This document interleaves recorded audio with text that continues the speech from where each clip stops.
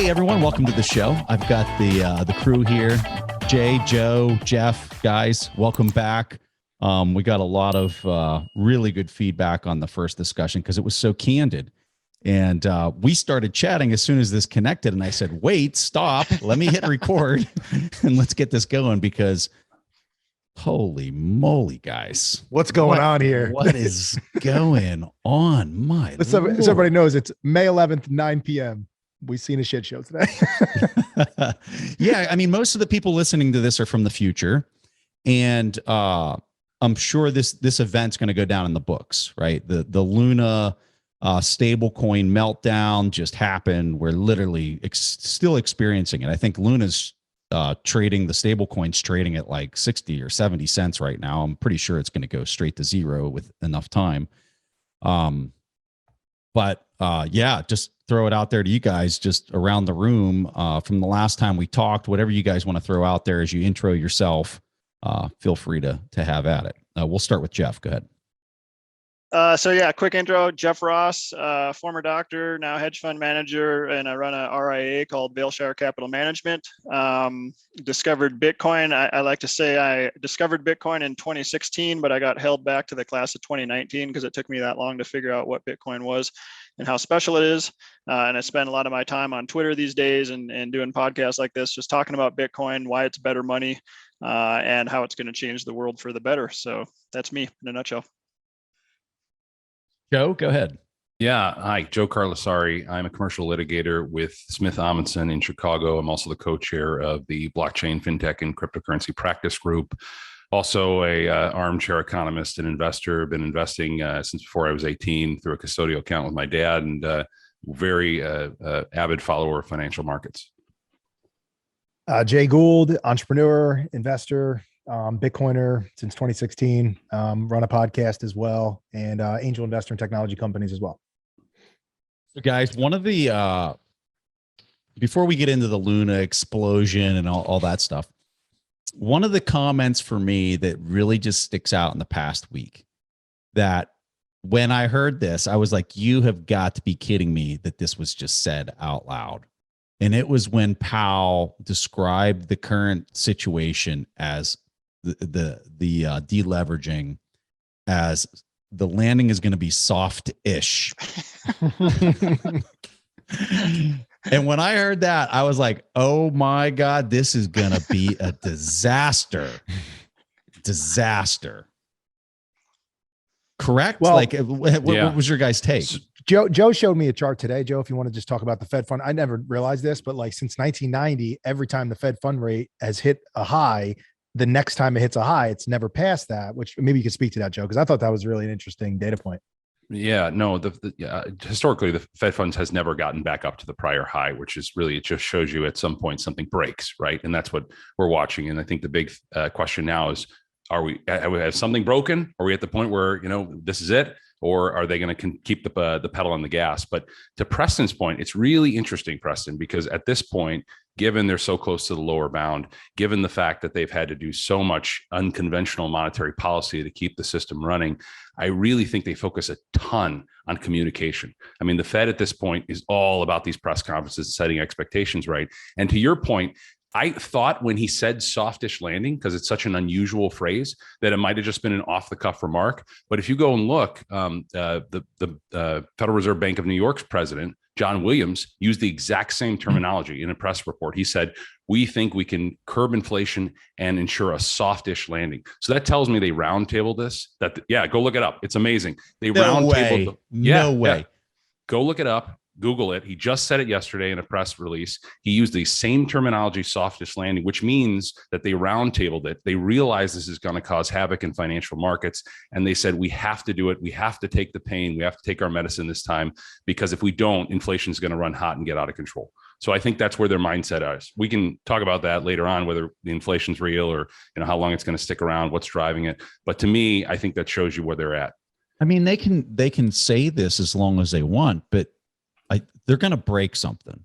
Like something's about to break. And I think it's very imminent. I don't think something's going to break in 6 months. I think we are within a 1 quarter time frame, like in the next 3 months, it's something It's is broken. going to break. Yeah. It's broken right now. I mean, look at fixed income. It's an absolute disaster.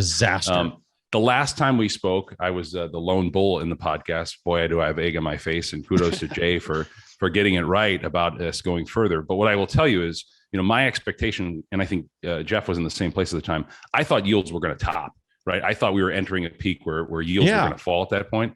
And oh my God, I mean, a 10-year above 3.1 with the Fed having done 75 bip hikes. I mean, that's a catastrophe. Unreal. That's just, yeah. And look at where mortgage rates are. You see it across every sector. Credit conditions are so tight right now compared to where they were even a year ago. Well, and he did. Scott, I'm sorry. No, I was just going to say, in on Joe's behalf, I really enjoyed your take on the last round, because typically what you find is with all these higher prices, and I mean, we're not seeing 8% like they're reporting. Like, I'm looking at the gasoline prices, I'm looking at diesel prices, and like they're up over 100% just on the year to date, let alone annualized, right? So like typically those scenarios are going to stall things out. You're going to see it kind of plateau. You see the fixed income market for 40 years. We've seen this. The fixed income market starts to front run that. They start bidding it, and you see those yields come down. And so I think to your, and historically when that's happened and when that's played out, you see equities continue to run. And after our chat, I mean, you were right there for quite a few weeks. You and I saw each other down in Miami, and I was like, hey, Joe, buddy, you nailed it. And only for kind of what we were seeing, I guess, just totally stranglehold what has traditionally played out. And now it's just getting disgusting. You've had a 4 standard deviation move in bonds across up and down the curve. That's catastrophic. You're not going to be able to get any traction in an equity market run without yields coming down, particularly at the long end. But to your point about the inflation, I mean, today's report, which we'll get to, I'm sure, the most concerning thing about it, I finally got a chance to dig into it this afternoon, is you're seeing some of the stickier components of CPI actually start to pick up. And that's really concerning. Like shelter, that's not coming back down quickly. So to me, that's really troublesome. And they're really stuck. I wouldn't want to be a central banker at this point. Who does? Jay, what were you going to say? No, I was just going to say that, when the Fed spoke recently, he said that 75 basis point increase is something that's basically not in the cards, not actively considering. Yeah. So the risk, in my opinion, is that they're going to drag this on and they're going to keep hiking, maybe 25 bips, maybe 50, and then 25 and 20. And I think that's kind of prolonging this could be a problem. I heard somebody make the argument. So when you're looking at what's causing the inflation, it's a breakdown in supply chains. It's a total, I mean, at the core of it, and I think what all Bitcoiners agree is at the core of all of this is you're mutilating the economic calculation that's taking place. And so you could maybe, and this might be a stretch for me to make this argument, but I've heard this argument, and maybe it's valid. So as you tighten and you make it more difficult for these businesses to do the performance of the labor that they're doing, maybe you actually disrupt those supply chains even worse than they already are by tightening into it, causing the inflation, which is materializing itself out of not enough supply getting to all this demand that's in the market. Maybe you accelerate that. And at this point, I have no idea. This thing's a monstrosity of it's a disaster, right? It's a total disaster. So then you have that happening in just traditional markets. And then we have Luna explosion, for people who aren't familiar with Luna. So here's the idea around it. So this guy, Do Kwon, stands up this stable coin. He also has his own coin that was an ICO. They raised a bunch of funds by just dumping these things into the market. I have no idea what their strategy was to offload them and how many VCs were involved or whatever. But anyway, they have a stable coin that is supposedly supposed to be synthetically pegged to the dollar. And it's backed by Bitcoin, but not completely backed. It just has some backing. And then they have some other, I guess, things in their treasury to defend the peg. Well, it appears, was it Citadel? Who was the, I know Citadel was. Yeah, that's a rumor. Yeah. Nobody really knows exactly who pulled this off, but they obviously saw that they could exploit it, and they did. and they're absolutely clobbering the thing right now. The Luna token was, at $100 per coin. It's down to $1 right now as they're selling those to try to defend the peg. They've sold all their Bitcoin. The thing is just a ticking time bomb before it literally both the shit coin and the stable coin, which is also a shit coin, both go to zero.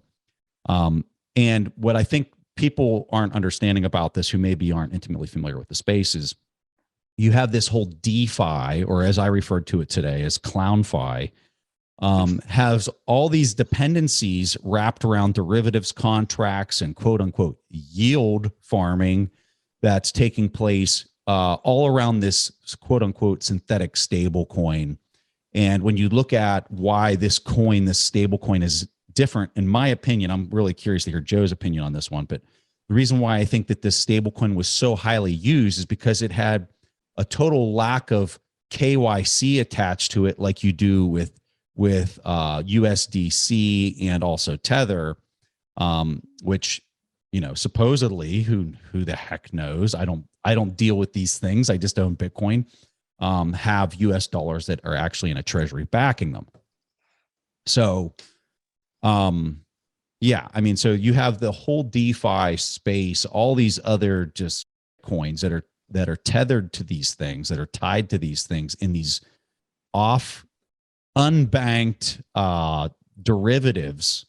That is just a total cesspool of activity. And so, when these things blow up, of course, it's going to take whatever's tethered to it or whatever's the closest to it with it, at least in the short term,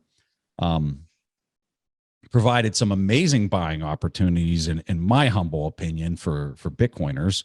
But that doesn't mean that the bottom is in, and it doesn't mean that this broader macro setup might continue to apply severe pressure on the price of Bitcoin.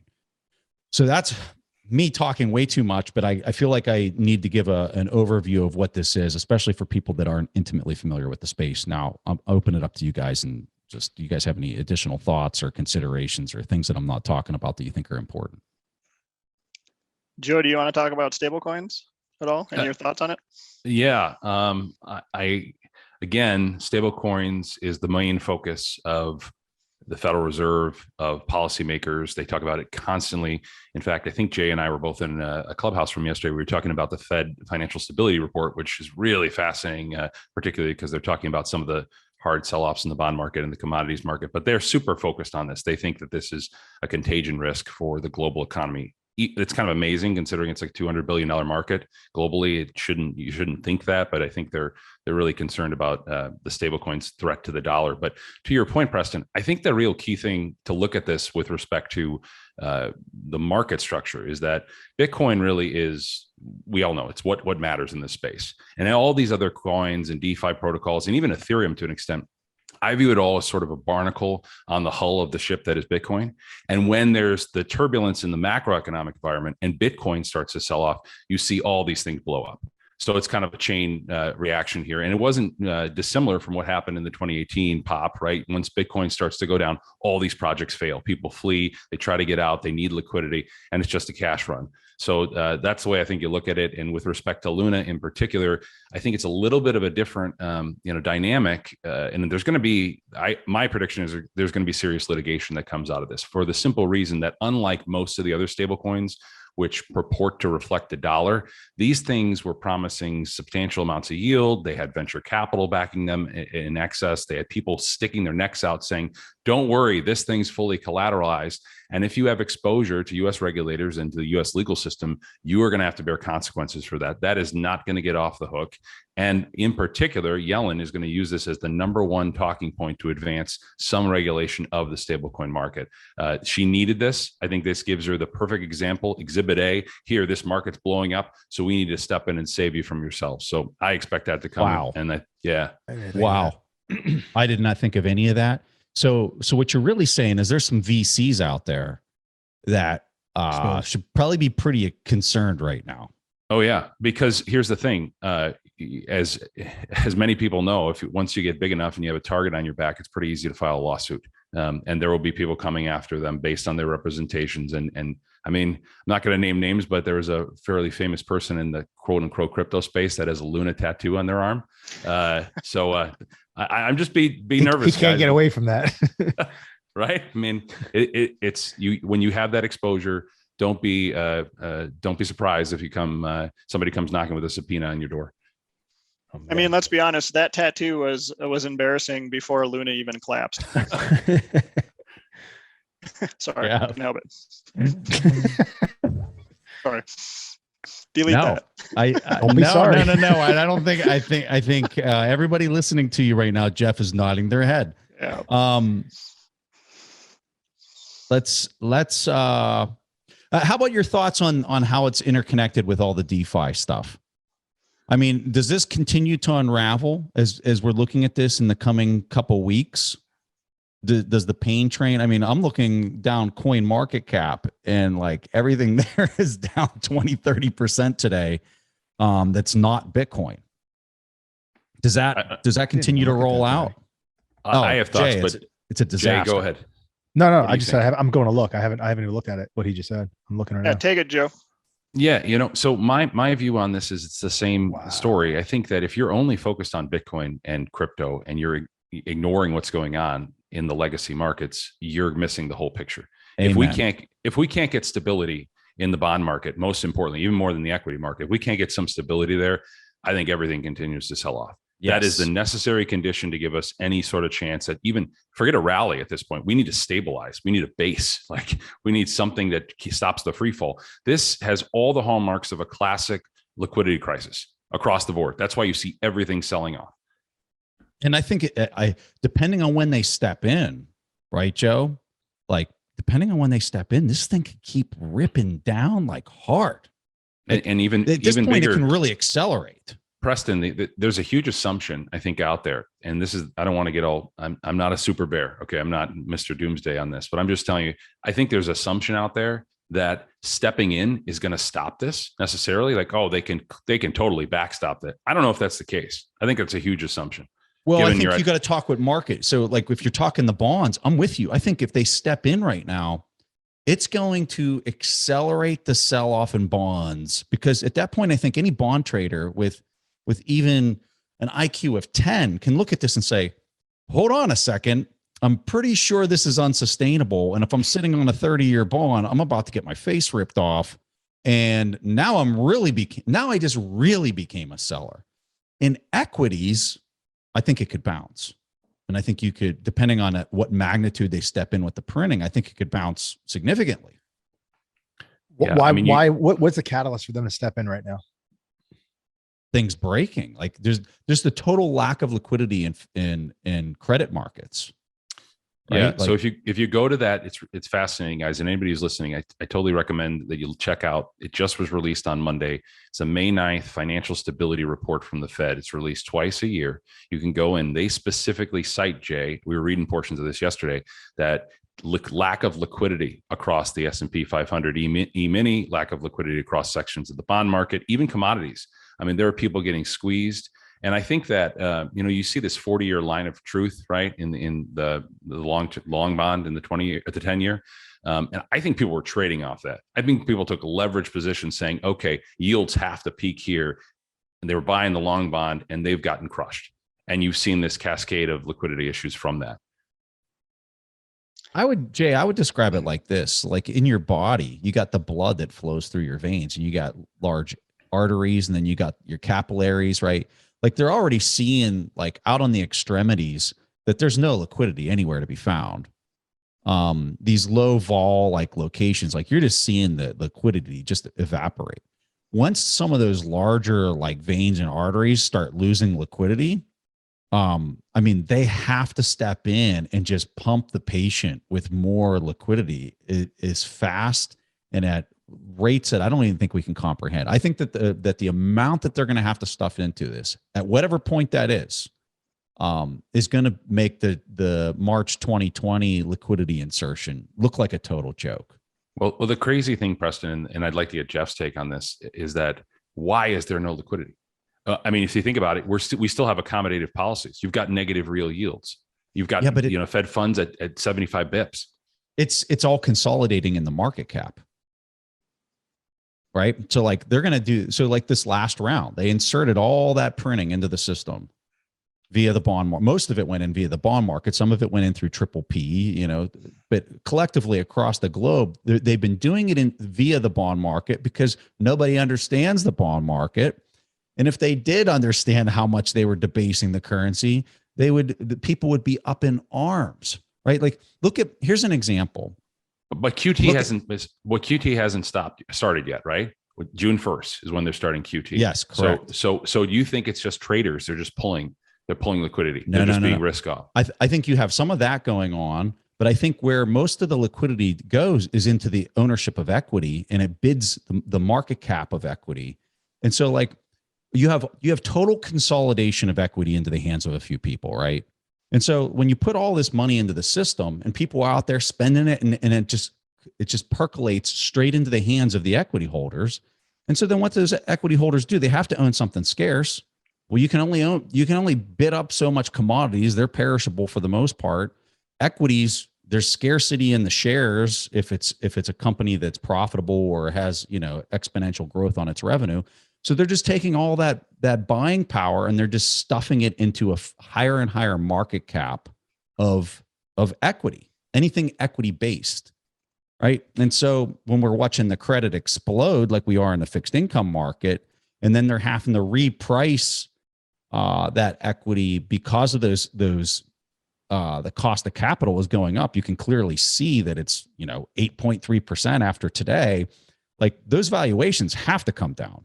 They have to come down. So that, I think we're seeing that playing out. And so some of it's going into liquidity. Some of it's just total impairment, you know, broken promises. And then a lot of it's just getting stuffed into, or at least it was, not right now, but, you know, leading up to all this contraction that's happening over the last, since Christmas, we'll call it.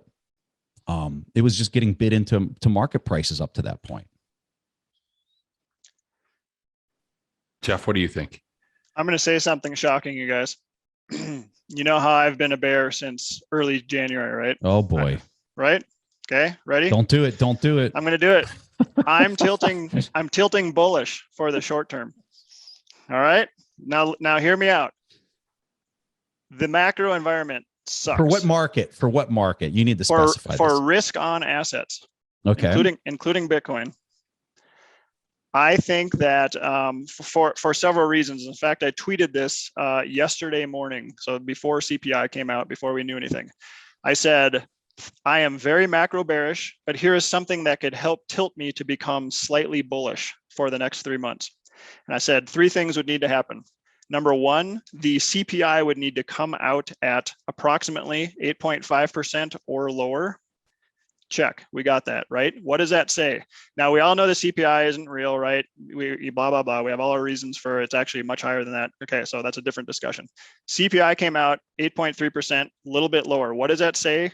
We've probably peaked in inflation for the short term, for the time being. That's what I was saying would probably happen a couple months ago. I got lucky. It did happen here, right? I was actually a month early. I thought we might have peaked 2 months ago, but it turns out we just peaked last month. Probably we could go higher again, but I don't think we will. I think we're now talking about disinflation for the rest of 2022. If we have peaked and the rate of change now is on a disinflationary path, that takes the pressure off of the Fed. And I think we saw that. And that's what I was talking about last week when I said, I feel like something changed a little bit and they gave themselves a little bit of wiggle room for the first time versus being 100% hawkish. They tilted just ever so slightly dovish by saying, we're taking the 75 bips rate raise off the table. We're delaying it a little bit for when we start actually doing the quantitative tightening things. I still think they're going to go through with this. I still think they're going to raise 50 bips at the next meeting for sure. But that's factor number 2. If the market senses that inflation has peaked and it's no longer running away, it's no longer accelerating, but it's actually disinflationary, that takes a little bit of pressure off of the Fed. Okay, but here's the third and most important thing. I think that third quarter data, GDP data, may actually surprise slightly to the upside. I think it may be actually flat to actually slightly accelerating relative to a year ago, third quarter 2021. So what do we have so far? Right now, right, Q1 was negative 1.4 GDP. Q2 is definitely going to be a negative GDP number. We're in a recession right now. I think what we're going to get is a double dip recession. And in between, I think Q3, so basically, and again, markets look ahead usually 1 to 2 months. I like to say just 1.5 months. We're about 1.5 months away from the third quarter. Markets are basically completely pricing in this terrible Q2. I think they're going to start looking at what was coming in Q3, and we could have a bit of a resurgence in risk on assets. Other things that tell me that I'm possibly right on this. I know this is a crazy call, right? Because I've been so bearish for so long, and I'm still tilted bearish in my fund, but I'm less bearish now. The 10-year Treasury this morning after the CPI, what did it do? It spiked up above 3, right? Caught a bid. Yep. And then suddenly, now what is it? Right now, I'm looking at 2.88 right now. So it dropped about 15 bips intraday today. So I think the bond market actually possibly believes that we may start entering a disinflationary period. Normally, I don't like it when risk on assets don't like it when it's disinflation coupled with a decelerating GDP. But like I said, looking ahead now, Q3, I think we see some disinflation and a flat to slightly accelerating GDP. Risk on assets actually like that. One last thing, and then I'll throw this out for discussion. Back in 2007, 2008, before all that stuff happened, the markets knew something was going on, right? There were cracks in the foundation. People were kind of starting to freak out. The market started to tank down into, I believe it was March of 2008. Again, a good chart to look at is go look at the NASDAQ, go look at the Qs back then.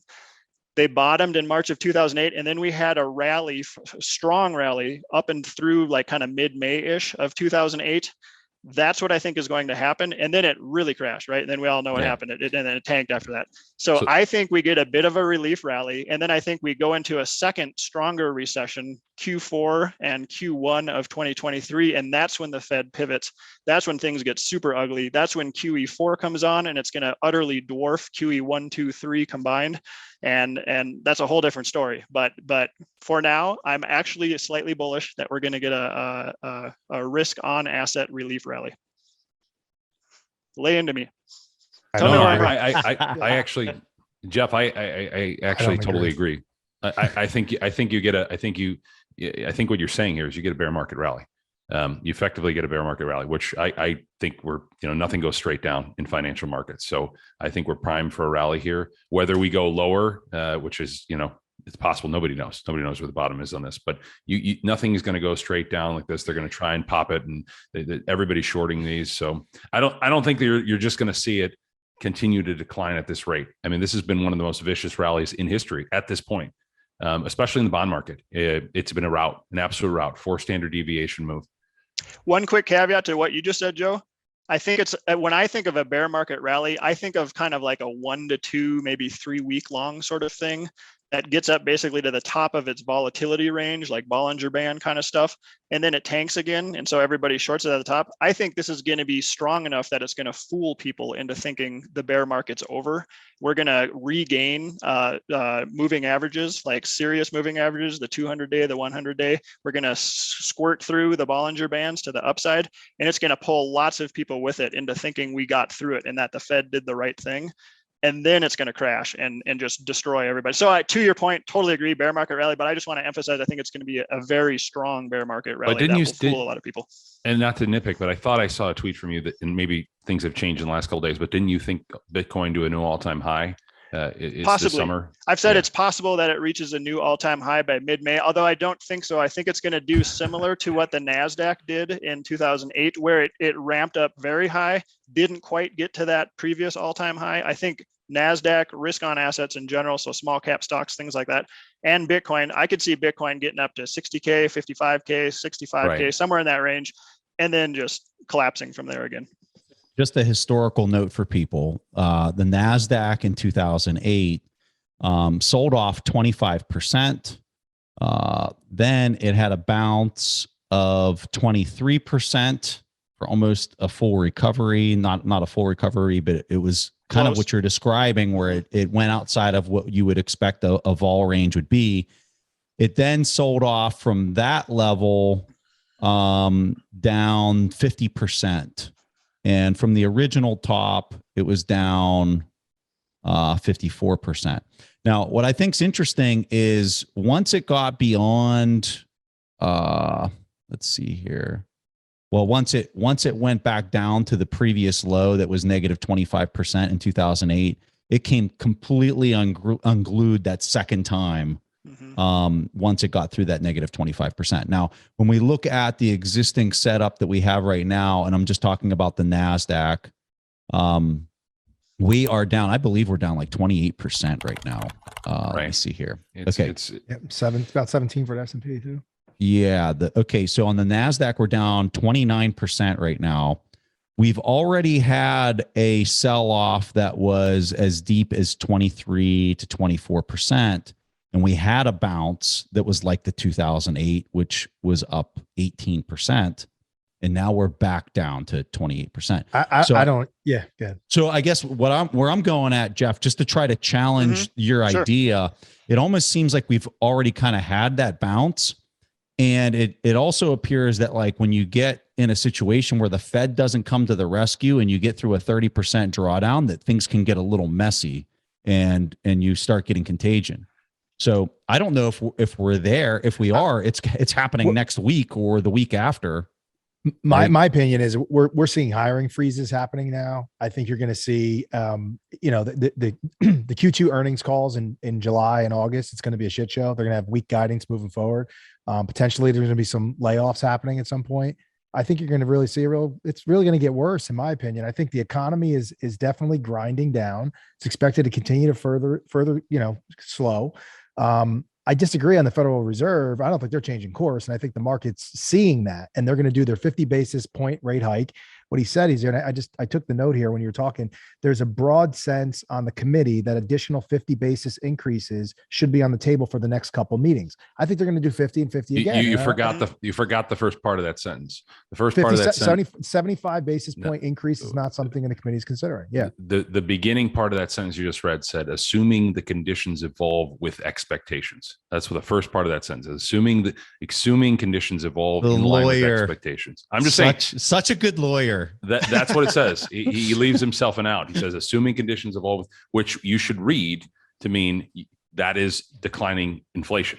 You have to have that month-over-month change. If you don't get the month-over-month change, 50 bips are on the table. He said also, we are not going to stop. He literally said these words: we would just go back to 25 basis point hikes, right? Well, that's what I mean. They're not stopping. They're not stopping is my point, right? They're not reversing their monetary policy. The question isn't whether they're stopping. The question is if they're keeping their foot on the gas pedal. This is the first time in 20 years they did a 50 bip hike. No, they're increasing is my point, right? They're not going to stop. So as they continue to increase, which means they haven't really changed their policy, which is rate hikes, right? That's we're talking past and the last point is that stocks are not. They're not cheap, right? So, and this is the thing I was talking about a Clubhouse the other day with you, Joe.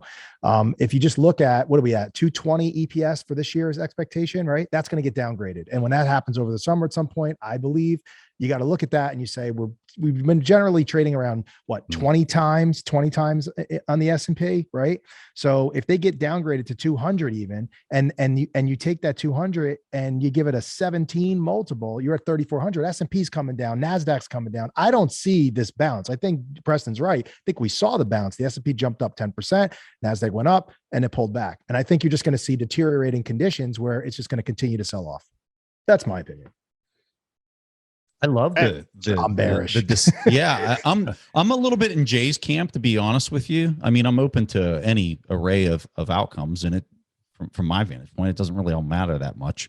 My positioning is pretty we know the end game, right? This I think everybody we all agree on. Yeah, that's right. So I don't know. I'm a little concerned that you're starting to get to that like 30% mark where it's going to get ugly unless the Fed comes in and says, oh, we're going to reflate all this. We're going to stuff everybody's hands with liquidity. And they don't seem to be saying any of that. They seem to be saying this kind of needs to sell off so that we can dampen inflation. They're taking away what they gave us. It's softish, right? It's softish. Well, they're just taking away what they gave us in 2020, right? They gave it to us so quickly, and they're just pulling it back now. I think the language he used at the press conference already showed that they were concerned about the sell-off in risk assets. They basically they went out of his way to appear dovish while still hiking, to Jay's point. The question is not whether they stop hiking in my mind. The question is that they keep the foot on the gas and do multiple 50-point hikes. Because right now, effectively, Fed funds is supposed to be at around 2.25 by the end of the year. And the question is, do we get there? Do they just do 25 from here on out, which would put it around 2? 2% Fed funds in this economy is still a substantial drag just because of the leverage in the system. So for me, I don't think anything's going to stop until it gets much, much worse. But to Jeff's point, the reason I tend to favor him is because I think on this call here is because I just don't think you're going to see consistent selling across the board in this market. I mean, you always see these bear market rallies in any condition. Yeah, but it's all about what happens with the economic data as it's coming out, the jobs reports, and all this stuff is going to come out. It's not going to be good. And also, large companies announcing layoffs is going to be a problem. We're in this perverse dynamic where bad news is good news for risk assets, and the reason for that is because if there's really bad GDP, if we get a second quarter contraction 2 in a row, that's a technical recession. And there's going to be at least speculation or hopium among Fed watchers that say maybe they'll stop. Maybe they might put their foot on the brake at this point. I think that gives hopium to the market. I'm not saying it's justified, but I don't think people want narrative. That. I don't think they'll believe that. But that's an opinion. I mean, here's a crazy stat for you guys. So the top before the COVID meltdown, okay, which was just 2 years ago, we are currently today on the NASDAQ 23% higher than the top before COVID right now, 23% higher. Now, if I'm adjusting, and I have to do this because I got to adjust this for M2. By the way, as you're doing that, we pulled back 5 years at the bottom there. The 35% decline was 2015 prices. So there's no reason why we can't pull back 2 years right now as they adjust the EPS. I think, and I think when the Fed officials are looking at that, that's how they're viewing it optically, just totally in nominal terms. They're like, hey, we're still up 23%. The market can handle this coming back down, right? But in an M2 world, if you adjust that number that I just told you, where you were up 22%, and you adjust for M2, you're actually down 13% from the previous high in 2020 right now. So look at the EPS, right? If we're at 220 this year and this gets downgraded to 180 as an example, even with an 18 multiple on that, what is that? We're looking at, and the market looks at this stuff, right? So you look at 180 times 7, let's say 18%, it's 3,200 S&P. That's definitely in the cards. That is definitely a possibility. Well, I even think 3,000 is a possibility on the Dow. On the S&P. I think you're describing the Fed opinion really well, Jay, as far as like how they're viewing it from a number standpoint. But if I can just talk for your common everyday person who doesn't have a whole lot of money in the stock market and all that, and they're basically living paycheck to paycheck, right now they are experiencing severe pain in the market. Now, if you step outside the US and you look at the everyday citizen outside the US that's dealing with dollar denominated debt, like infested inside of their country, and dealing with the DXY blowing out to like 20-year highs against every other fiat currency, dude, it is mind bending. Let me give you a data point. How far they're stretching things right now. Let me give you a data point. So prior to COVID, the average home equity had $48,000 in home equity, roughly $50,000. Okay. If you look at the price of the average home in 2012, it was about $260,000. Right now, the average price of a home is about $450,000, and the average home equity right now is $185,000. So they're not feeling the pain because they don't really own stocks. Most people have their wealth tied to their house. So when that starts to happen, as interest rates go up, and they are going up, and you see mortgages go from 3.5% to 7%, you're going to see a direct correlation and an inverse on the home prices going down by 30, and that will shave off from 450 to 300 and knock out the home equity, which is home equity they didn't have anyway, when you really think about it. So they're feeling the pain because they look at what they did have on a number, but they never really had it to begin with, So I've got one I want you guys to cover here. Midterm elections coming up, right? If this market sells off hard because the Fed is acting independent and all that kind of stuff, right? and this market sells off going into that midterm election, does Jay Powell get fired, and do they bring in like some super uber dovish Fed chair at that point? Like what? Joe just said to me a couple hours ago, right, Joe, that he hasn't been confirmed. I didn't even realize that. Was what? Joe? What are you talking about? Well, Powell was re-upped, right? Renominated. But Okay. As far as I was checking, the Senate hasn't confirmed him, right? Or maybe it recently happened. They haven't voted on the confirmation.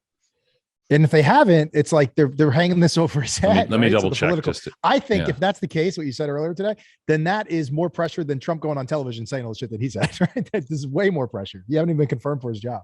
So they don't have to fire him. They just don't confirm him. So that's political pressure. Yeah, I just can't imagine going into the next 2 years. What is the pressures that are going to be there to reflate and pump this thing in preparation for the next presidential timetable and Congress election cycle? Let me ask you, Jeff, how low because you had a call on, you've been right so far on the Bitcoin drop, right? So how far down do you think this can go if we see this get worse? What do you think your bottom is? Not saying when, but if worst case scenario, what do you think it is? Sure. So I've been using 25K plus or minus 10%. So 22.5 to 27.5. It could go lower, right? The 200 week moving average, I think, is about 21.5 or so. It could pierce that. It could go down. If it does pierce it, I think it's going to be a dip, a transient thing. It would be a massive buying opportunity. I would be buying hand over fist at that time. So yeah, that's definitely possible. I will tell you though, but because of my views where I'm tilting, ever so bullish right now, I've been buying hand over fist already, sub 30K. So when I see the 29 handle, I saw the 28 handle, I bought more after market today. Joe too. Yeah. And so, because I'm not convinced it's going to go, I don't know if it will hit 25K. There's some good evidence saying that it might not. When you look at things, I mean, we can, and I don't know if we want to take the conversation this way, but different pricing models, right? And you look at things like adoption curves, Metcalfe law based kind of thing. Still waiting for Will Clemente. He's supposed to put out a report, I think May 16th on that. And I gave him a couple, or a person to check out. There's some good work that's done on this. Jurian Timmer from Fidelity has some work based on cell phone adoption. That's, I think, okay.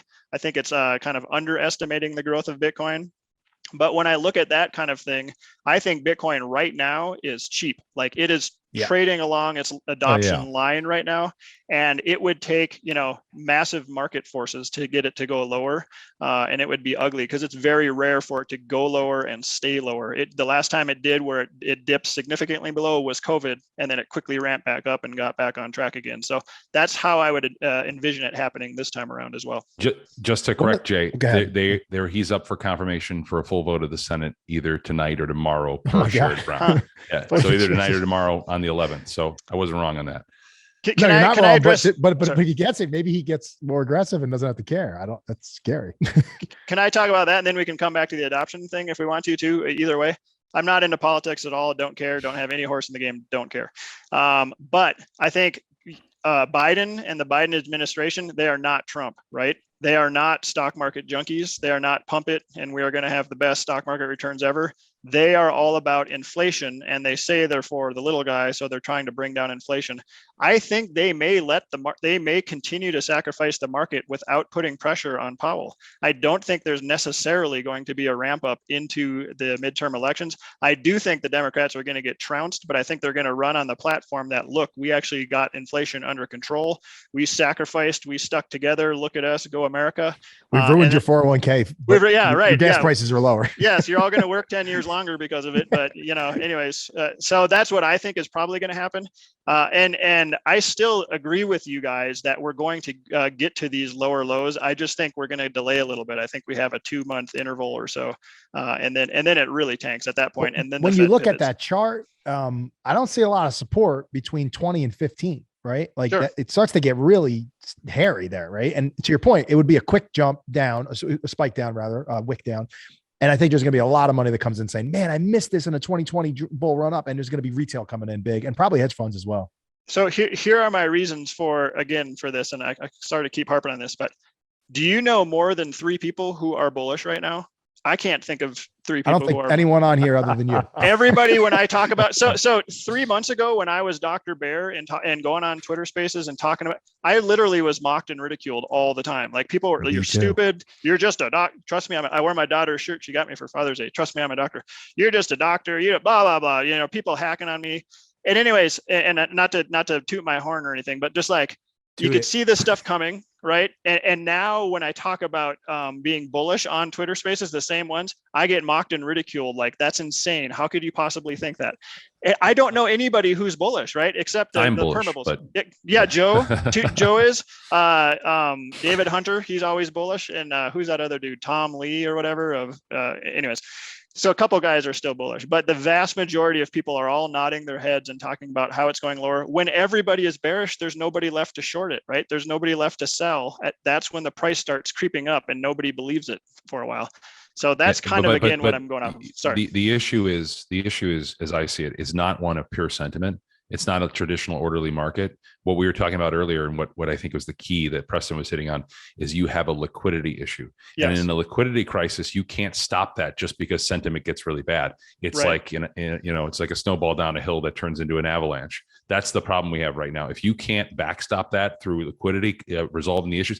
And by the way, guys, this is I'll put this in the chat. You can check it out. But the Fed's own working financial stability report is talking about these liquidity issues in the commodities market, in the bond market, in the S&P 500. They're identifying this as a systemic risk.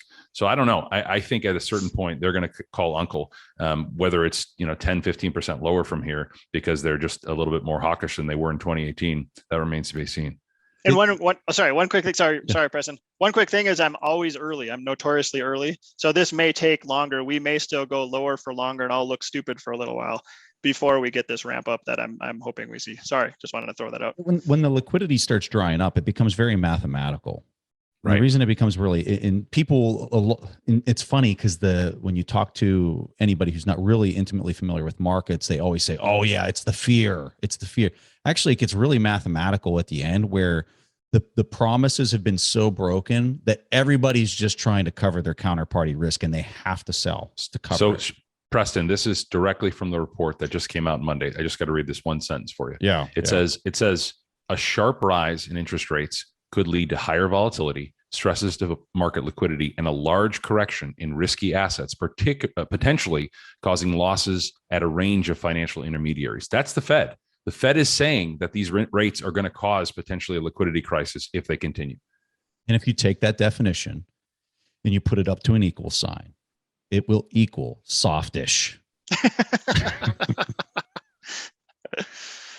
It's funny. What in the world is happening in China? What in the world is happening over there? Are you guys seeing these videos and stuff that are coming out? This is crazy.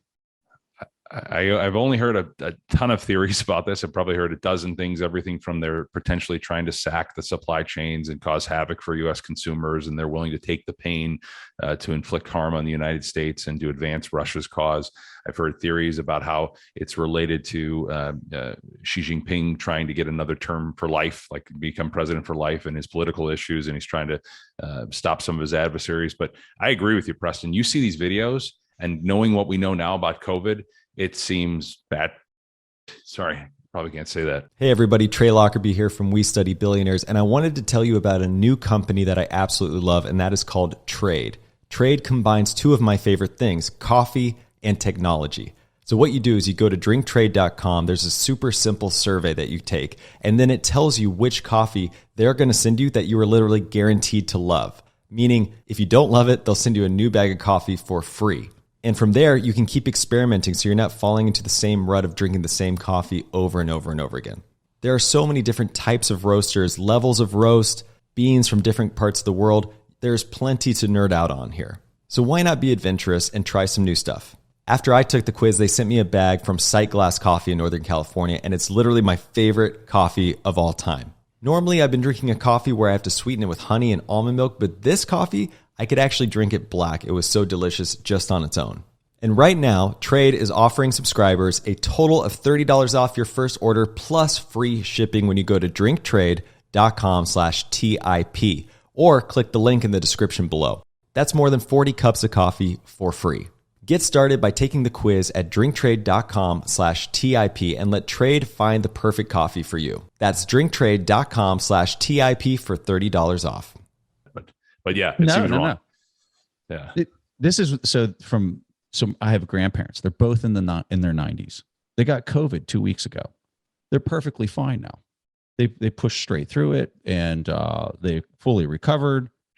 Like, the COVID that we've got right now has mutated to a point that is drastic. I got COVID when it first happened. And let me tell you, I was down hard, like really hard. I did an interview with Jack Maulers. It was funny. Jack had it like 2 weeks before I got it. And I was like, doing that interview, I distinctly remember this. I didn't even know what my next question was. Like, I was out of it. And so this thing is mutated. It's completely different. And I'm looking at these videos from China and I'm saying, oh my God, they're locking down cities that are 3 times the size of New York City, like literally welding people into their apartments. People aren't allowed to go to work. You're watching the ships build up in the ports. It's Beijing and Shanghai. Who knows what else, right? Like, there is nothing normal that's happening over there right now. And I've heard the arguments of, oh, well, they're strategically doing it to disrupt supply chains and blow up the dollar. There's that argument. I've heard arguments that it's actually a political rift between Beijing and Shanghai that's kind of playing out in relation to Xi Jinping. I've heard that it's a resourcing constraint where they don't have enough water, they don't have enough food, and because everything was so centrally planned, the cities and everything was so centrally planned that it didn't materialize in like the whole social order and construct of how things function over there from a resourcing standpoint was completely centrally planned, and so now it's completely coming unglued as you're getting pressures in the broader markets. There's people talking about there being an invasion this fall, and that maybe some of it has to do with that, or in preparation, or making social issues abroad greater by causing these dynamics. I don't know what it is, right? I've heard a lot of different theories, but I can tell you this: something is really wrong over there right now, like scary. If I can chime in, I think all of those theories are giving them too much credit. I think it's stupid healthcare policy. I think it's people centrally controlled government who thinks they can eradicate an endemic virus that's highly contagious by doing lockdowns. And that's just not how highly contagious viruses work. You have to play the game. You have to take your medicine. You have to let it run its course. You can help reduce it with vaccinations if you want to, and we don't have to get into all that stuff. But they tried, and they sort of eradicated it initially, and then it comes back because it's highly contagious. And I just think it's stupid policy. And now the rest of the world has gone through our COVID time, and like to your point, Preston, like now it's very tolerable. You know, most of us have some significant immune response to COVID, and we don't really have to worry about it anymore. That's what happens. These things they go through their course. China hasn't taken their medicine yet, and now it's coming back to hurt them. And so that's all I think is going on. Jeff, let me ask you a question. My cousin lives down in Maryland, and he posted a photo of himself with a surgical mask because he went in without a mask, and they said you have to wear this in a doctor. That doesn't do anything, right? Like, it's like, what is the point of the surgical mask in the doctor's office? Like, they're all making them wear these now when they go in. Yeah, I don't know if we really want to go down this route, but I'm just curious. Isn't it supposed to be an N5? Isn't it supposed to be an N95? I mean, it seems like it's like virtue signaling or something's happening here, and it's not. Most of it's so yeah. And I can't believe we're going to do this, but so no, don't answer. We don't need to hear this in the comments. I don't even want to hear it in my comments. Good. Okay. Save I'm just curious. Like, you're a doctor. I don't know. I think everybody can tell by our facial expressions what we think. Yes. That's my theory about China, though. I think that your simplicity of this is signal, for me at least. I think you're right. Maybe it's just pure stupidity and just like, I mean, think about this culture over there. They have social credit scores tied to their phones. And if they complain about the policy being too whatever, like all of a sudden now they can't go out and get a loan on a house or something, right? Or they can't be seen at the better clinic, or they can't be whatever. And so who's going to speak up in an environment where you're penalized by saying anything negative as to whatever existing policies exist? Like, Right. But that, Think that about argument, go ahead, Go ahead. Jeff. I'm just saying, think about how it was even here in a free country like America. You say something anti what the government protocol is, you get destroyed and you get canceled. You can't Now even give an opinion about a mask on the Preston show. right, It's terrible right. here. Now imagine living in China where the government like literally will threaten you and put you in jail possibly, and cancel your social credit score because you said something That's opposed to them. So who's going to say anything against it? Anyways, sorry, Joe, I interrupted you. No, I just think the art. I agree with what you've all said. The thing is, though, China is all about control, from controlling the internet to banning Bitcoin miners to banning access to all sorts of different things we take for granted in the United States. So to me, there's an agenda behind it. It can't be just merely ignorance on the part of healthcare policy. There has to be something they're concerned about free people doing. So I don't buy the whole just ignorant poor medical policy. They may have a role in it to some degree, but there's something in particular or a variety of things they're concerned about. I would humbly submit, Joe, that we had massive amounts of ignorance at our leadership level for our policies related to COVID. And we suffered for it. And some of it was okay, and some of it was good, and lots of it was terrible. And we shouldn't get into this anymore. But I just think you might be giving their leadership too much credit. Personally, I think it's really simple. Yeah, this is going to be shadow banned on YouTube. No, sorry. Well, no, I just want to keep it focused on the finance and the markets and like, holy hell, like Jeff does not need that type of action in his comments section. Let me promise you. Holy hell. Love it. He gets a lot of heat. It's all good. He knows how to take it. He does take I can a lot take of it. heat. Yeah. He likes the heat. I kind of do. Joe, Masochist. Joe, the regulations coming out of the Luna situation.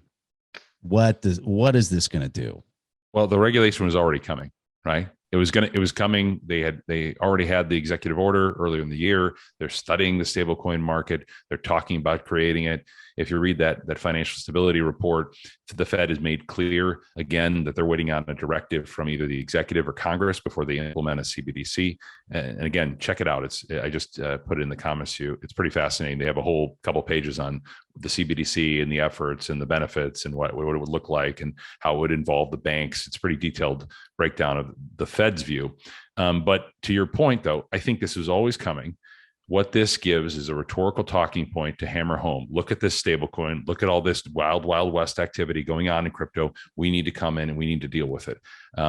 That's really powerful, right? Because it's much harder to drum up support if you don't have a blow up. If you have a blow up, you can easily go into every legislator's office and say, guys, we got to act now. There's consumers at risk. There's people that have lost their life savings. I've seen, there's some tweets out there today about fairly prominent lawyers in the space and people that I know personally. They lost a ton of money on this. They lost their life savings. Really? And you can go, yeah, just awful. I mean, people were putting a ton of money into this token. They thought it was foolproof. There were entire companies, some of which had reached out to me asking for advice and support in my job, my day job, that literally built platforms based off staking tokens and getting 15% APY. Just a total mess. And, in full disclosure, I told a lot of these folks that this doesn't make sense. This is a house of cards. You're building on sand. And once there's a run on the bank, we all know what happens next, particularly if you don't have somebody coming in to do open market operations. The whole reason that this, thing is the Ponzi of the Fed exists is because they can always come in and intervene and always inject liquidity, right? That's not happening in these stablecoin protocols. Somebody gets left holding the bag. Anybody think that you can collect a 15% yield on something that's like how are not you tied to anything? Like if you're going to have a token and the token's tied to some protocol or application that has 1 billion users, right? Like, sure, maybe there can be some type of utility there, but even then, like, how are you pumping out a yield if you're not harvesting actual earnings from an equity-based business? Right? Like these tokens are nothing. They are literally nothing. They're a piece of software that says that there's 10 million coins. Like But Preston, is you know insane. how attractive this is, right? How many times do we sit and talk with Bitcoiners and they always ask the question, should I put my Bitcoin on this exchange and should I get that yield? That's really attractive to people. And I think they're now finding out when you give up your keys, when you give them your Bitcoin to somebody else, you're compromising the best asset in the world. You're letting people for 5 bips or whatever, and they end up paying. I mean, it's a joke. And people are going to have to learn this lesson again and again and again until they get it. How about the ETH staking? So like if we go back to whenever they rolled out this idea of ETH2 and that you could stake ETH, I forget how many you have to stake. What is it, like 25 ETH to stake it, right? And so of course, most people that are buying this stuff don't have that much. So then they have to go through the exchange, which totally centralizes the clearing mechanism for a proof of stake system in a long enough time frame. But you pull back the clock, I think are we in 2019 or 2020 when this became an option to start staking ETH for quote unquote ETH2 that still has not rolled out, right? So now you got all these people and those numbers of these people staking this stuff just keeps going up. Like I forget what the number is, but I mean, you're talking billions that has been staked and they can't get anything out, but yet they're collecting yield, which is just the ETH protocol debasing itself on ETH1. I suspect, I don't know. It's so convoluted and confusing as to what the heck they're actually doing here. So when I'm looking at the ETH volume and things like that, you would think the volume's going down if these people keep staking their ETH into this ETH2 and they can't withdraw. They can't pull it out even if they want to. And so Coinbase and other exchanges that are offering these services are complicit with this scheme. It's a scheme. Like, what the heck is going on? And now I don't even think, are they even doing, and I'm not an expert on this stuff. So, you know, people listening to this, if you got ETH and you think I'm crazy, feel free to think I'm crazy because I don't dig into this stuff. I find the whole thing to be very Ponzi-like, but like the timeline, when are they rolling this thing out? Are they going to roll this thing out? It doesn't seem like they can get off of a proof of work protocol and move to a proof of stake protocol without there being like severe, like intense engineering gymnastics of 10 things you can't even pronounce the name of it, and they keep changing the name of that.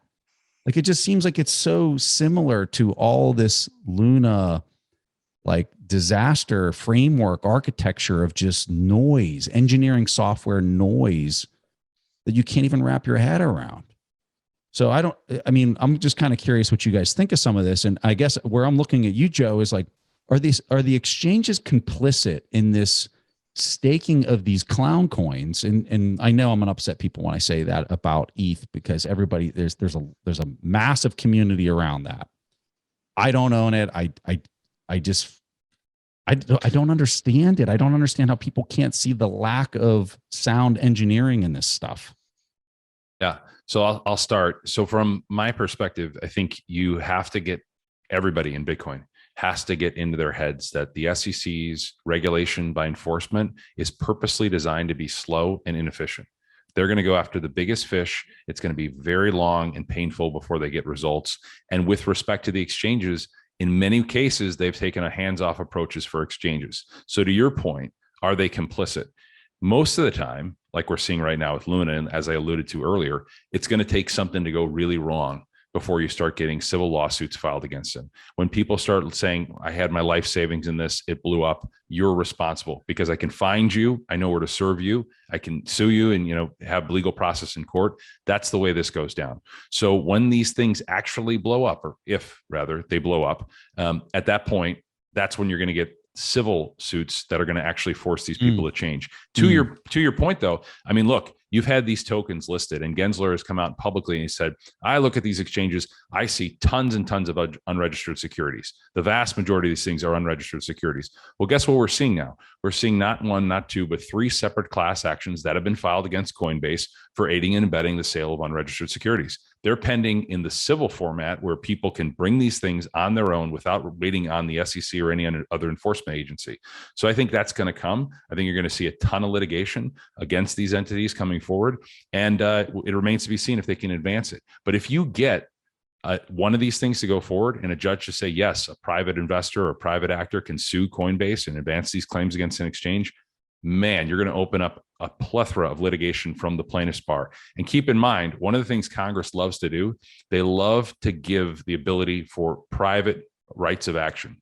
They can easily put forward a bill in Congress that empowers and gives attorneys fees. And they do this consistently with medical malpractice and all different types of litigation that gets filed. They give them the power to bring private suits because they don't have the enforcement capacity. They don't have the attorneys. It's just too broad of a market. Yeah. Wow. And so yeah, I guess what I'm looking at is like, let's say the price of ETH, when I think it's gone down 50% or whatever, and you can't withdraw. Right. You've deposited into this thing that they're acting as your representative for, that you're supposedly collecting yield, and you'll get it whenever they decide that it's done. And you're in this do loop of you can't even withdraw to get rid of it. It's why I mean, it's all new tech. Like all this stuff is happening. There's no framework for what's what, because none of this has ever been done before. The most unfortunate thing is that you've got all this junk out there, right? Yes. And again, it's tied up in Bitcoin. We're associated, we're lumped in, which I've heard Jeff say this, and I totally agree with it. Bitcoin is totally different from all this other crap. Yeah, it really is. And the problem is it's all crypto. It's all blockchain. It's all buzzwords that people lump together, and we get caught up in this, regulatory drive to do something about this wild, wild west market, when it's really unfortunate that we have nothing to do with it. We're kind of, only related loosely. The transaction fees today were $100 for an ETH transaction. $100. It's insane. That's insane. Who's buying this? Hey, let me segue here, Joe, because I'm glad you're here. Nick Dude on Twitter asked this question before we got on. His name is Small State Hodl, so shout out to him. He said he'd like to know, and I'd say from Joe, what the ramifications of the SEC claiming alts as securities would be. This is what you're talking about, but do you think there's a point where litigation will go from beyond exchanges and actually to individual alts? Will they come after the founders of ETH, the founders of, pick a thing, Luna, Cardano, whatever? How would that go down? How would do you think that could happen? Yeah. So this is the biggest misconception. I think people think that one day Gensler can stand up in his office and say, I declare these 100 tokens to be unregistered securities. That's not how it works. He has to bring a civil suit, right? He has to make a claim that an entity or a person engaged in the sale of an unregistered security. They violated the act, basically the Securities and Exchange Act. So from that standpoint, they have to be selective because they only have so many attorneys to bring these claims. And what we know from SEC versus Ripple, which is dragging on and on, we won't get even a motion for summary judgment to be briefed until later this year, and then we won't get a ruling until 2023, that they have limited capacity. They're overworked. So to the point, Jeff, I think what you will see is you will see increasing enforcement. They've telegraphed this extensively, but it's going to be one-off, case filed. Here's another case filed. Here's another case filed against individual actors, and it becomes really problematic when the entities that are creating these things and the individuals who are promoting these tokens are outside the United States. So to me, that exposes a lot of liability on the exchanges, because if the exchanges are aiding and abetting the sale of these things, that is a problem. That's where your legal liability is. Gensler will come to the conclusion eventually that you will never get your arms around this market unless you stop the choke points of the exchange. And then the other problem is, well, now you've got these decentralized protocols, right? And are they quote unquote decentralized, or are there actual actors behind them you can haul into court? If there are actors you can haul into court, they're not decentralized. And that's how he goes after those markets. Mm-hmm. Thanks. What's your thoughts on the Ripple outcome? At this point, I don't see anything that takes us outside the context of a simple investment contract case. I think it is clearly a sale of an unregistered security. I'm going to get hacked now once again, because I've said this publicly and the Ripple army comes after me every time. I don't care. That's my view of the law. You can prove to me wrong. I think, when the judge comes down and says I was wrong, the good news for us is that, well, I guess depending on your perspective, the unfortunate news, put it this way, is that no matter what comes down, if the judge rules finding it's a security, or if finds that it's not, either the SEC or Ripple Labs is going to appeal it. So you get a decision next year, unless there's a settlement. If you get a decision, it's going to go up to the Second Circuit. And the Second Circuit, the next court's going to review it, and they're going to decide on it. The most interesting thing, though, in that case, anybody following it, is this fair notice defense, which today has been allowed to stand. It's still moving forward to motion for summary judgment. This is a constitutional defense. And basically it argues the regulatory environment was too uncertain. It was too unclear for us to enforce anything. Therefore, you can't hold us liable. It violates due process. If that argument is allowed to stand and be advanced, every altcoin out there will cling to that argument. They're going to say it was too confusing for us to comply with the law, even though we had lawyers telling us how to comply with the law. They're going to latch onto that, and that's going to really handicap the SEC. So my hope as a Bitcoiner is that that defense is rejected, that you'd follow the traditional Howey test and the traditional securities laws, and you don't create a special carve out for quote unquote crypto. Now, would the SEC try to get that case dropped into a certain jurisdiction of a judge that would rule on that? What would be their play to try to get the angle that they would want? Can something like that even happen? No, it's already in front of a judge. I mean, we already have Judge Torres. She's ruling on it. She's going to rule on the motion for summary judgment. What's her track record on being a liberal view of that or a ultra conservative view of it? I don't think she's had an issue that's close enough on point to really make that assessment. She's a good judge. She follows the law. I've read some good opinions from her just in my limited research. But again, her ruling's not the final say. You're going to go up to the next level, the federal court system, the federal court of appeals. So their opinion in many ways is probably going to be more important. But there's also the potential that they settle it, right? There's always this thing that you get later in the litigation and people say that's enough. We've had enough. We don't want to risk a bad ruling. What would the SEC want from a settlement out of that? Like, what would that look like? Disgorgement, a fine, can't list it anymore. Which you kept saying on Clubhouse that this is more likely than not, which is encouraging all the shitcoin to continue and perpetuate, right?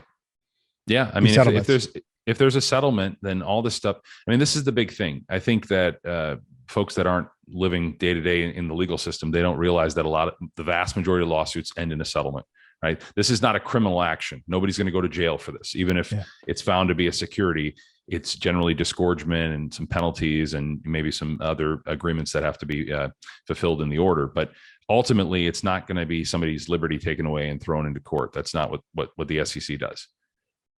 They just bankrupted it or something if they have no money to disgorgement. pay. Yeah, they get their money back. But again, if it's anything that's short of a full loss of all profits, that's a lot of people look at it like a speeding ticket, right? They had to. I mean, look at BlockFi, right? Look at the settlement they paid. I think it was $100 million, right? Was that the New Jersey one? Yeah, it's $100 million, and they they can still offer their yield product. That's a speeding ticket. How about and Joe, sorry for so many legal questions, but this is interesting. Go get them. The Spot ETF, you and I were talking on Twitter a couple of weeks ago, and you provided some really awesome insights as to where you thought this was at. Help everybody understand your vantage point on this one. Yeah. So a couple developments first on that. I am told through some pretty reliable actors, and I think it was publicly shared as well, that folks from Grayscale did meet with officials from the SEC. So that's positive. You want them to strike up a dialogue. Hopefully they pivot and change their stance. But the confusing thing for me in the financial reporting on this has always been, we can't figure out why they're not approving the Spot ETF. That people say it's being held hostage, or Gensler's concerned about Bitcoin growing and the price appreciating. I think that's wrong because they've been extremely clear what they want to see to approve a Spot ETF. They want basically two things. Number one, they want a market of sufficient size and liquidity that is based in the United States, that has some access for US regulators to see, is there real trading going on? Is there real spoofing? To the extent that if there is quote unquote market manipulation, it's not going to be enough to move the major spot price. That's their main thing. The other alternative that they cite in the orders is that they want exchanges to have a universal shared surveillance agreement, which basically means that any regulator is going to have full access to their books and records. So you can kind of see what they're looking at. They're looking at some US exchange that has the majority of the volume, being able to peek into that market and know there's no funny business going on. The problem for the Bitcoin market, as I think everybody on the call knows, is that most of the major leverage exchange is all overseas. It's outside the jurisdiction and purview of the United States. So that's a black box. And when the SEC is looking at, they're saying, listen, we don't know if this underlying market has integrity, if it's something that isn't just being manipulated by these offshore exchanges.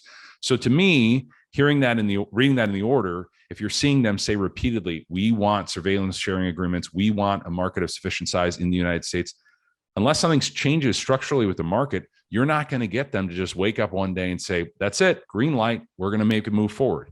It's possible, but usually regulators get stuck into their precedent. They get stuck into their position and their firm, and absent of political pressure or some rule change or a law or Congress saying you have to approve this, you don't just see a random pivot on a Tuesday. Well, what about like the gold and the silver markets? Like, isn't there the same concern there? And how is that approved? How do they have an ETF for those? Yeah. So their answer to that is that the majority of the marketplaces, the majority of the exchanges and liquidity is in the domestic markets. It's done by the CME, and you can't accuse the CME of any market manipulation because they have a surveillance sharing agreement. The SEC, or in the case of the CME with gold, they have the CFTC. They can come in, they can look at those commodity markets, and the CFTC can say, yeah, there's nothing funny going on here. We trust this market. So if you go back, why did they approve the futures ETF? I don't believe it was to manipulate the price of Bitcoin. Others may disagree with me. It's fair enough. They approved it because they couldn't legitimately claim with a straight face that the CME futures were being manipulated internally, that there was spoofing going on in the futures market, that there was something irregular in their order books. They can't claim that because the CME has pretty much a world-class reputation and status. This was the last question I think we're going to cover here. And I think this one's fun. How to explain to your significant other that the magic internet money will go up after the last couple days? Or my parents.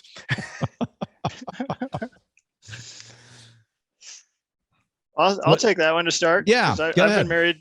We're going on 23 years of marriage here. I got my wife to read the Bitcoin Standard, and she understands what money is. She understands why Bitcoin is better money. She doesn't care about the price. She trusts me to buy it at reasonable times when it's cheap. And she's totally orange pilled. In fact, one of the coolest things that happened, and we'll digress for just a second here. Our mailman came by who sees, I work from home, so he sees things coming for Vailshire for my financial business. And he was asking about using me as an advisor. And my wife said, "Oh, you don't need Jeff. All you need to do is start buying Bitcoin."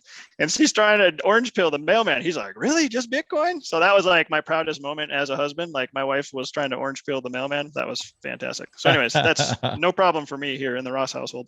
So really, it's education. Your answer is education. Education. Right? Jay. There you go. I was going to say the same. It really, I'd point them to VJ's Medium post. If you read that, I think you get a real understanding of Bitcoin. And I think from there, you can understand how the value goes up over time just by reading that.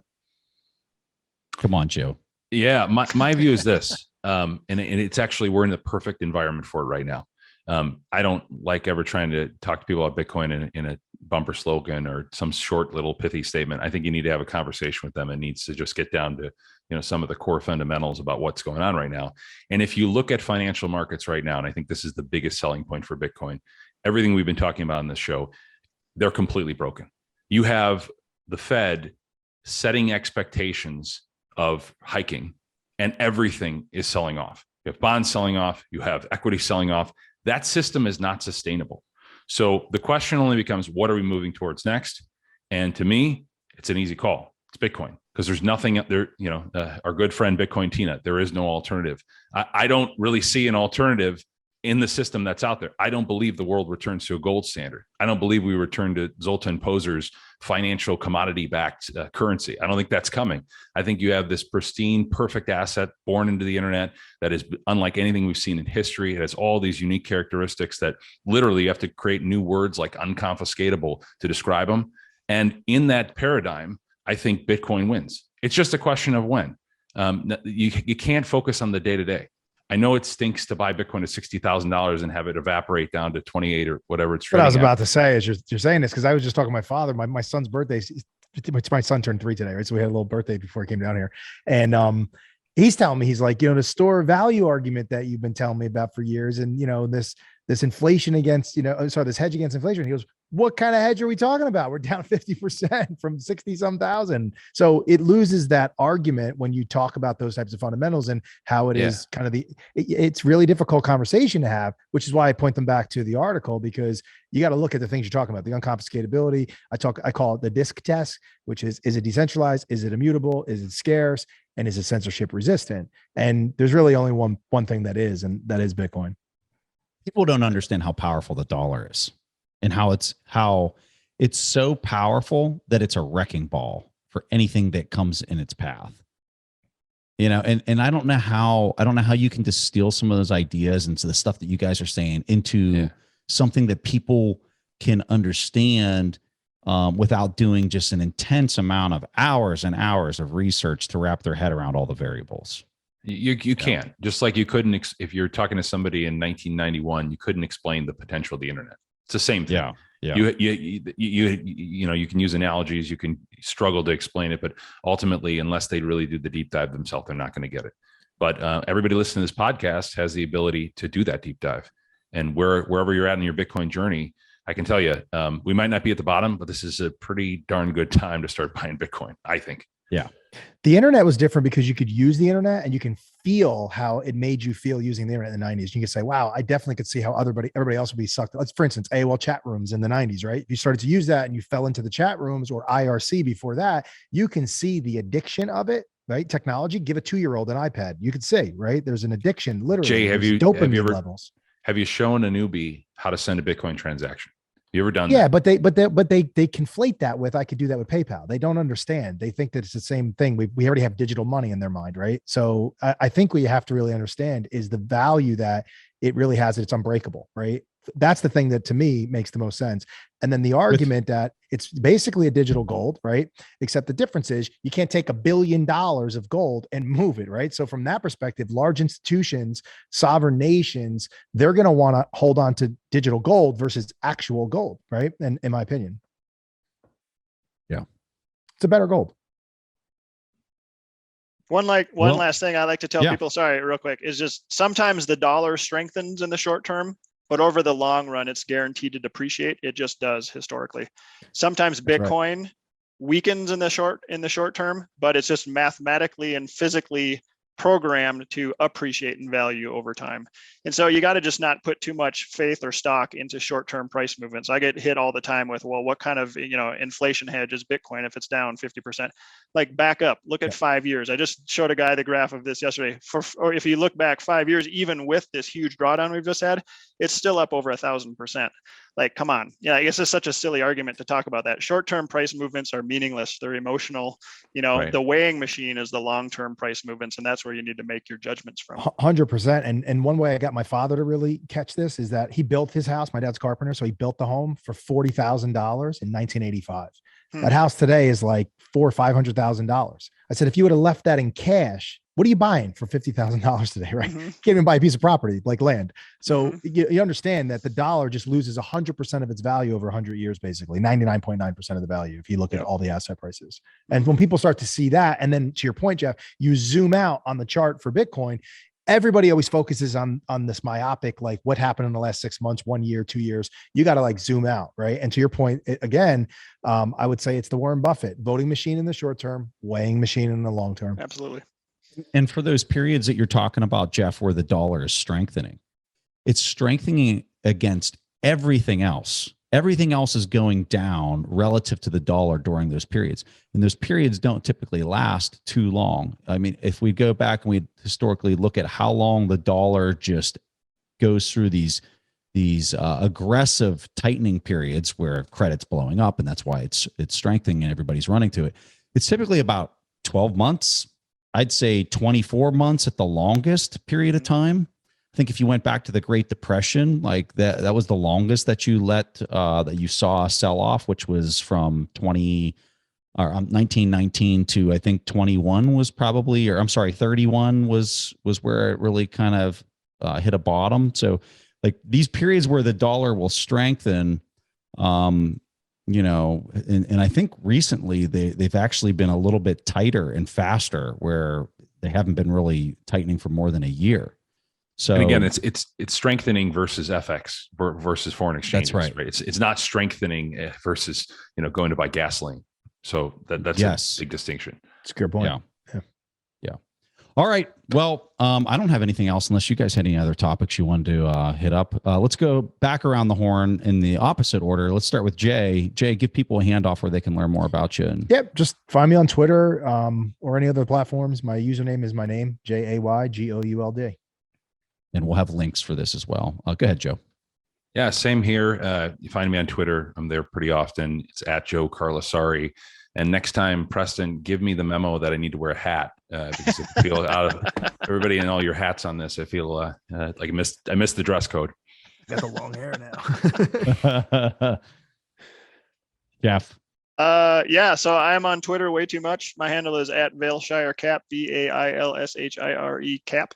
And then if you want to learn more about Vailshire, the investment stuff that I do, I obviously manage money really differently than most investment advisors and financial planners. So if you want to check that out, you can shoot me an email, info@vailshire.com, or just go to my website, vailshire.com. And thanks for having us on today, Preston. It was awesome. Oh my, I love this. I really look forward to this mix because I know you guys are just going to be open, candid, just whatever flies. And we're all vulnerable in our ideas and comfortable hearing counter opinions. So I just love this mix, and I'm sure we'll do it in another quarter or whatever. So looking forward to the one more next thing. Joe owes me a Happy Meal. We bet 3 times. He owes me $3, dollar bet. And I'm going to bet you here, Jeff. I'm going to bet you $1 that we're not hitting all-time highs. Well, I don't want to take that back. Jay, where do we go? Can we go really quick because then we're wrapping up? But tell us where do the equities go from here? Where do you think in the next 2 months? In the next 2 months, let's hear it. Next Jay. 2 months, let's hear it. Man. So we're talking July ask me- 11th, mid-July. Yeah. Okay. Yeah. Oh boy, don't ever sign Rapid up for this fire, one, Jay. Just Don't let's do S&P July 500. from here, I think we're S&P lower. 500. I think we're lower. Okay. In by July, August, because I think that's when the earnings calls come out. We have weak guidance, as I was saying earlier. I think that's not a good sign in July. Jeff? I think we're higher. And I'm going to give it, I'll say 4,600. I'm going to go 4,400. Okay. Preston? I don't know. I Come on. truly Higher or I don't lower know. than 4,000? How about No, higher than lower than 4,000? Here's It's like why an I over under. Here's why I don't know. Because it's not dependent on, in my opinion, it's not dependent on any actual fundamentals that I can look at right now. It's That's dependent on like 5 people in a room changing course on whatever they think is enough is enough. And so, And I'm betting that's not happening. That's And I'm this telling you, it's but this not going to isn't- happen either, but it doesn't matter. but this is another reason just a why rally. this is another reason why I don't sell Bitcoin. I just buy it, is because by the time I try to do the math on, all right, I think the market's going to go lower. I think Bitcoin's going to go with it. So I'm going to sell here, and then I'm going to have these massive realized gains that I've got to pay. And then I'm going to try to insert it at where I think the sell-off is going to be. Meanwhile, you have some Fed official that comes out and just completely changes course and becomes super dovish and eases into this thing. I don't know where they're and what metric they're going to use, especially right now, because before, and I think what's so different, and here we are just, continuing the conversation, but before we didn't have inflation. It was like inflation was a mythical creature, like a unicorn that didn't exist and nobody believed it was ever going to come back. And right now, for the first time since 2008, it's back. And not only is it back, but it's like literally like got its unicorn horn like pointed in the person's heart of these central banks. And like what are they going to do? Like they're in a completely different situation than where they were before, where the market would sell off 30%. They still had no inflation, and then they would ease into it again, right? So like I don't know what the hell they're going to do. They have 2 mandates, right? They say dual mandate, full employment and inflation. Their target is 2%. And there was for years, as you know, it was lower than 2%, right? At least how they reported on CPI. And I think they would like to see inflation run. This is why they started to raise the rates and what they're doing with their policy.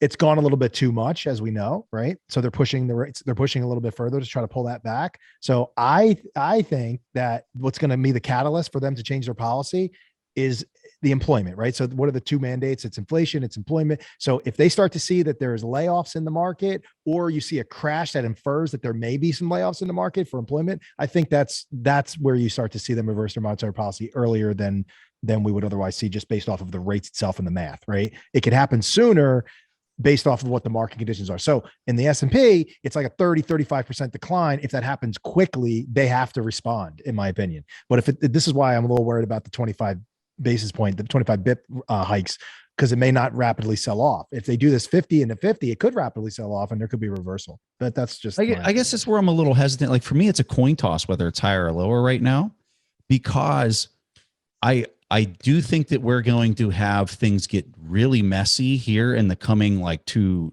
months, like really messy.